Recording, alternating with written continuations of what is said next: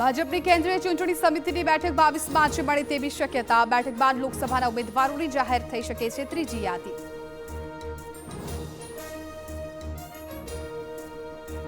મહારાષ્ટ્રમાં બેઠકની વહેંચણી અંગે આજે મળશે એનડીએની બેઠક. બનશે નેતા રાજ ઠાકરેએ દિલ્હીમાં કરી છે અમિત શાહ સાથે મુલાકાત.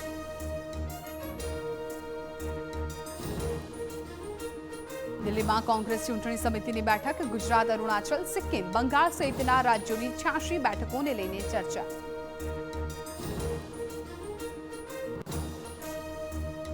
પંચમહાલ લોકસભા બેઠક પર કોંગ્રેસના ઉમેદવારનું નામ નક્કી. લુણાવાડાના વર્તમાન ધારાસભ્ય ગુલાબસિંહ ચૌહાણની પસંદગી કરાયાનો દાવો.